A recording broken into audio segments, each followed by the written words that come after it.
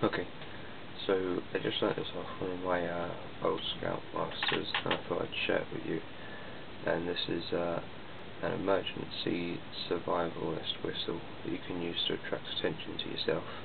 Okay, and you can make this out of just rubbish that you might find on like the floors or whatever.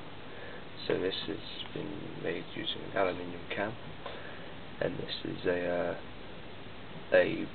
basically a skeleton pea whistle sort of thing, and it works by blocking off the sides of your thumb and finger like that. So you squeeze it into the right position so that you try to make it airtight in your fingers. Okay, and then once you've done that, this creates the lip, and it's very loud. So it's actually something really effective, and it's really lightweight. It's made out of aluminium. You can make it out of stuff that you might find on the floor, and it's good at doing this job. So I'm going to show you guys how to make it. So you get yourself a piece of aluminium. This is something I left over, and it's on cans and all sorts of things.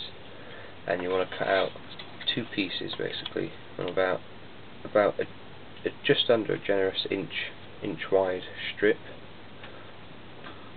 It can be as long as it needs to be, because you can always fold over excess material later.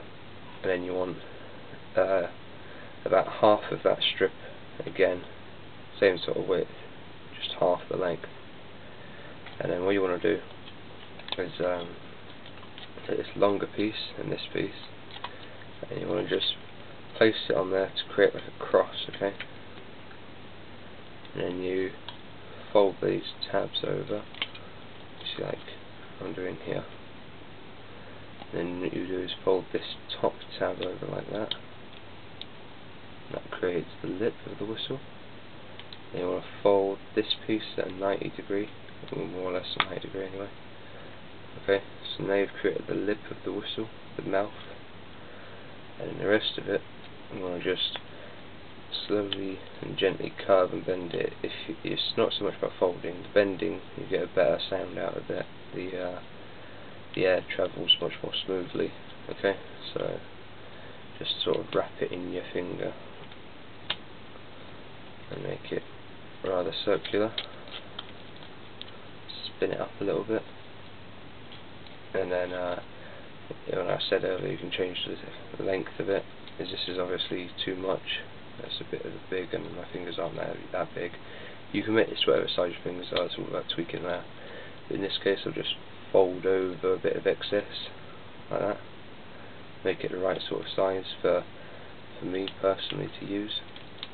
And then you just go back to neatening it off, making it round again. Give it like the right sort of shape and definition. And then if you've done it all right, you should be able to then sandwich it in between your finger and thumb, and you want about that sort of wider gap. It does vary depending upon different molds though, so as you make it, test it and try it, you just edit it and make little adjustments to what's most comfortable to you, and then it should work. You see that's not quite picking up enough sound, because the tabs obviously aren't tight enough. And this is what I was saying about little adjustments, is you might fold an extra tab over slightly tighter or something, or rearrange the hooping, get a better finger hold on it, something like that, and then you try again.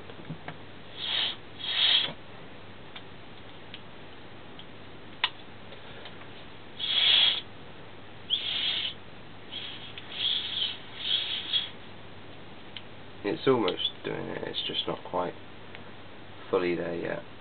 I'll just do some more adjusting. And then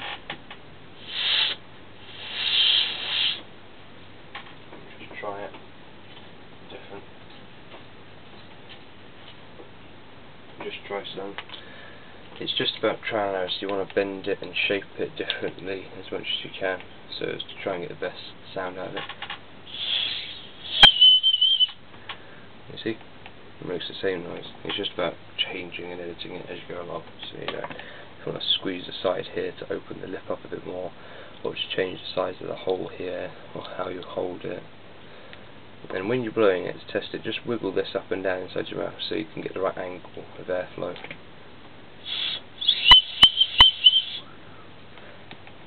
And there you go, that's how you make a aluminium emergency whistle for survival purposes.